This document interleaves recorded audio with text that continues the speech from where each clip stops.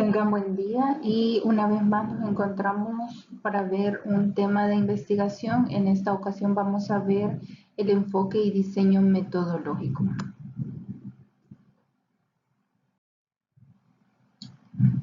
En cuanto al enfoque de investigación, podemos decir de que este es básicamente la forma o la manera en la que el investigador se aproxima al objeto que quiere estudiar.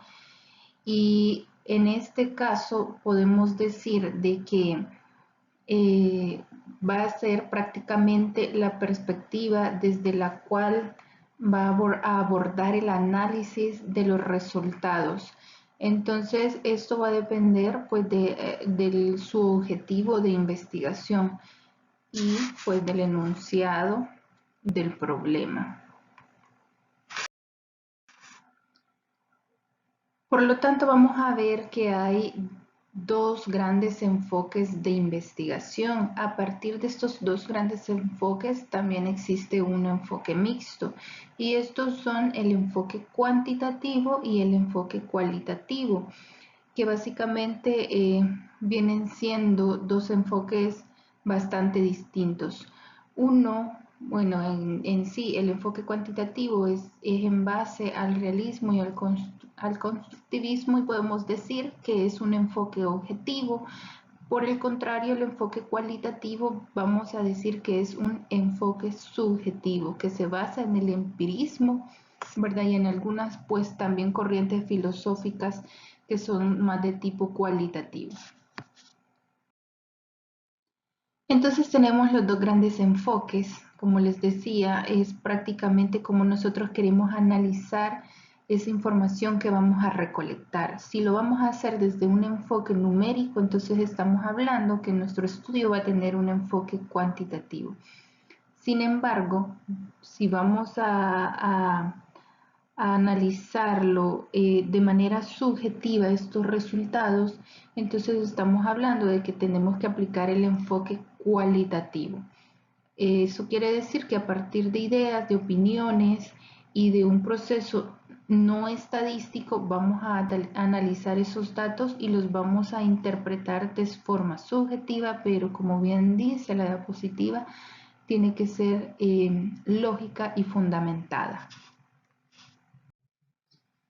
Ahora bien, el enfoque no va a ser lo mismo que diseño de la investigación.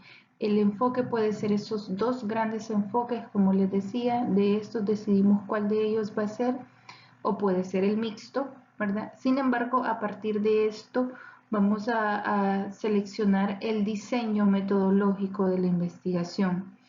Entonces, esto es porque a partir el enfoque cuantitativo y el cualitativo tienen su subclasificación que viene siendo el diseño de la investigación. Es decir, que especificamos aún más ese diseño de cómo se realizará la investigación. Entonces tenemos que en la investigación cuantitativa y también cualitativa, dependiendo del autor que utilicen, pues van a encontrar una diferente clasificación.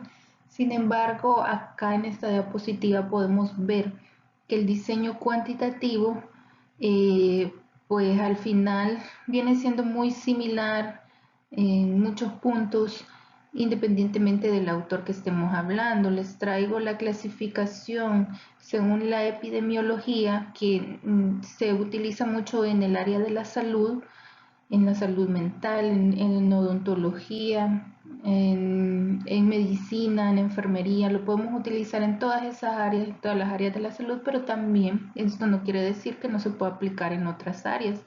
Incluso ya hemos realizado investigaciones en las que no tienen nada que ver con medicina, ¿verdad? Sino que con educación y aplicamos este tipo de enfoque.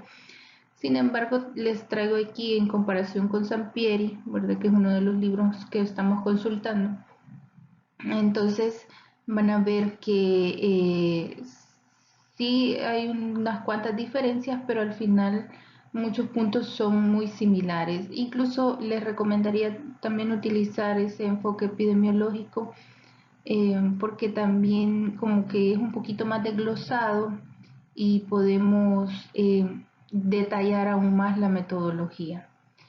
Y es bastante comprensible, ¿verdad? Pueden utilizar Argimón como libro de texto para aplicar el enfoque epidemiológico. Y lo otro es, otra recomendación que les podría dar es que cuando hagan el diseño o el enfoque, cuando lo describan, que pongan el autor, ¿verdad? Porque es lo que les decía, dependiendo del autor, pues así pueden haber algunas variaciones en la clasificación o en la explicación del diseño. Entonces lo ideal sería que coloquemos el autor de donde sacamos la clasificación o el diseño de nuestro estudio. Entonces ustedes ven acá que según la epidemiología, la finalidad, bueno, esta tiene 4 subclasificaciones. Uno es la finalidad, lo otro es la secuencia temporal, el otro es el control de la asignación de los factores de estudio, el otro el inicio del estudio en relación a la cronología de los hechos, y allí ustedes van viendo la subclasificación. Por ejemplo, según finalidad, el estudio puede ser descriptivo o analítico. Ya vamos a ver con más detalles algunos pasos de estos. Entonces, si comparamos con Sampieri, lo hace en 2 grandes grupos, ¿verdad? Porque vamos a ver que él lo mira desde un punto de vista quizás no tanto de la salud, pero al final, como les decía, siempre hay puntos que coinciden. Entonces, los clasifica en no experimentales y en experimentales. Los experimentales se refiere a que hacemos una intervención eh, eh, en las variables, es decir, que vamos a tener una variable independiente que va a actuar sobre una o más variables independientes, y ahí vamos a obtener esa experimentación. Y los no experimentales, que básicamente los divide en longitudinales o evolutivos y en transeccionales o transversales. Entonces, los longitudinales eh, se tienen varias mediciones en el tiempo de la variable, de una misma variable podemos hacer varias mediciones, y los transeccionales o transversales pues solamente hacemos una medición en el tiempo de la variable, ¿ya? O variable o variables. Entonces esas pues vendrían a ser, como les decía, en la clasificación según Sampieri un poco más simplificada. Bueno, entonces nos vamos a quedar con la explicación del enfoque epidemiológico. Sin embargo, ustedes pueden profundizar. Incluso pueden aplicar otros diseños. Eso sí, tienen que revisar el autor del cual quieran pues extraer la información. Entonces, les decía que según la epidemiología se puede clasificar en cuanto a la finalidad en descriptivo o analítico. Entonces tenemos que explicar, ¿verdad? Porque nuestro estudio, ya sea consideremos que es descriptivo, entonces tenemos que explicar por qué consideramos que es descriptivo el estudio. Y en el caso de que decidamos esto, el estudio entonces lo que trata es de dar datos puramente descriptivos, es decir, que no se va a evaluar ninguna relación causa-efecto. En cambio, en los estudios analíticos es lo que se busca, una relación causal entre un factor y un efecto. Entonces, en ese caso, pues nosotros estaríamos frente a un estudio analítico, y por ejemplo, un estudio experimental podría ser o más bien debe de ser un estudio analítico, ¿no? Entonces, eso es en cuanto a la finalidad.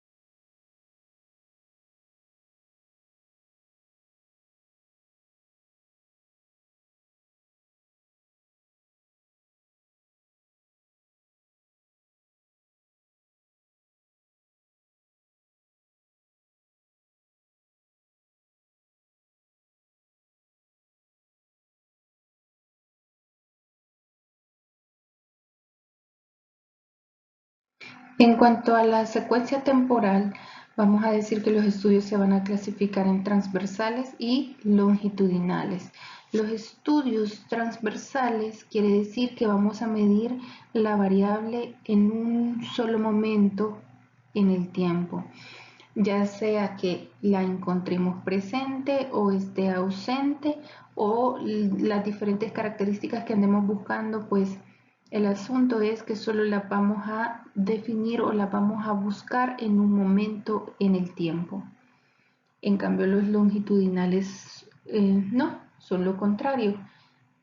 Vamos a ver que la medimos en un primer momento, luego dejamos un periodo de tiempo y luego la medimos en otro momento. Incluso pueden haber más de dos momentos de medición.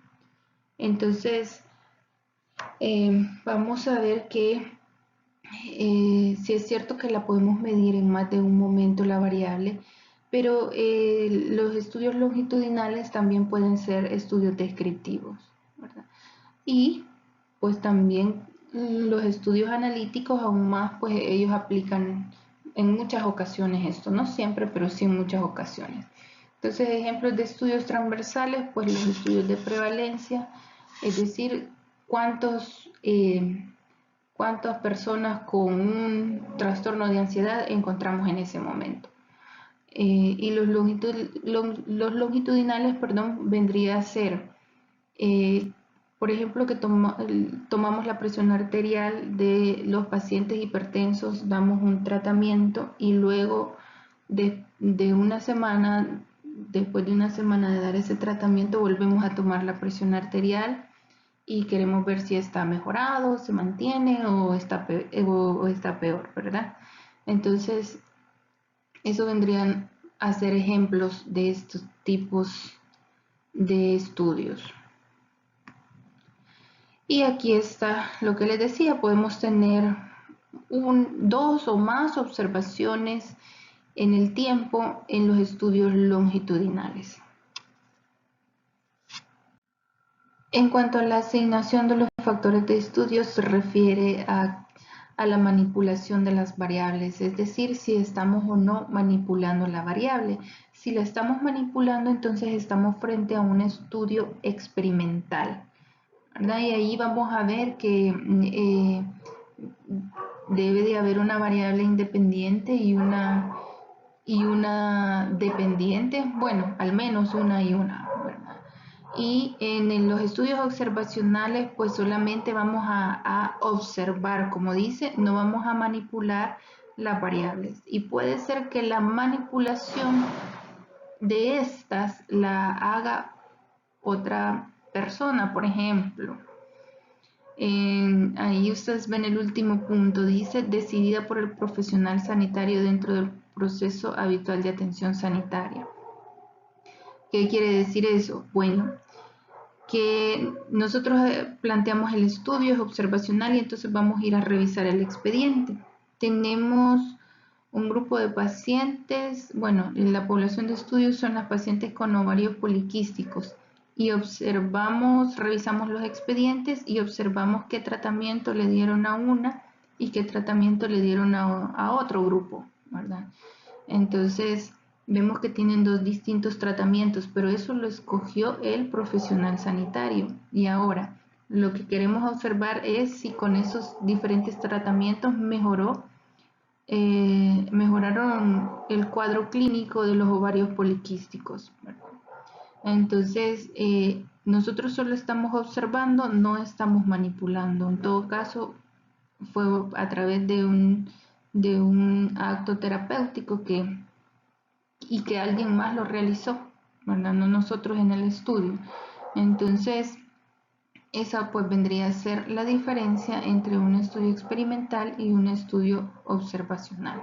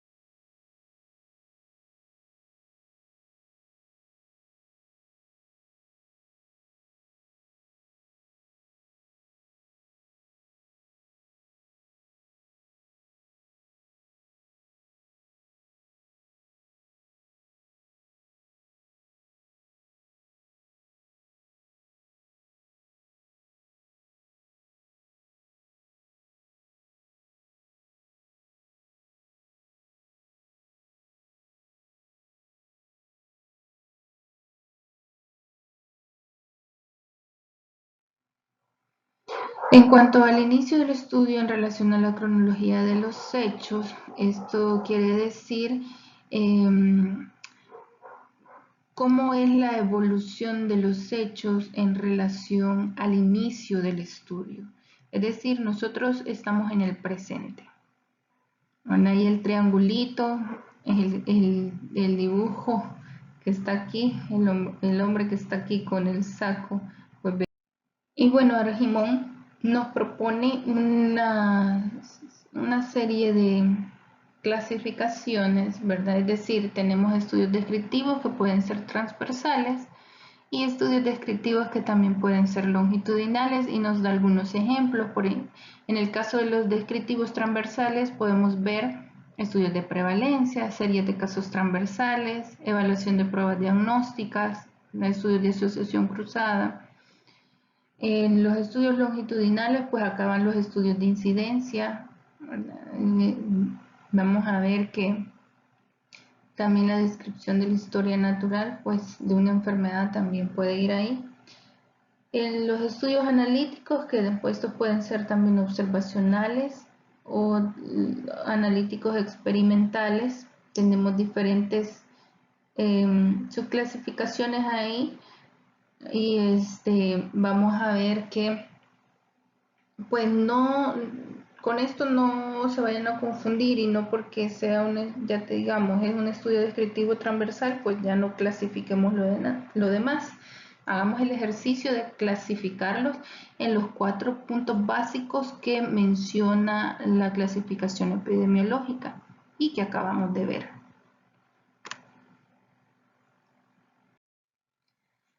Bueno, y he tratado de hacer lo más resumido este tema, como les decía. Bueno, la bibliografía es Argimón y Sampieri, ambos libros, pero ustedes pueden buscar otros autores, el que prefieran, el que más entiendan, para poder realizar la metodología o más bien el enfoque y diseño de su investigación. Cualquier consulta, pues estoy a la orden, ahí me pueden escribir y espero que este video les sirva de mucho para poder plantear su metodología. Muchas gracias.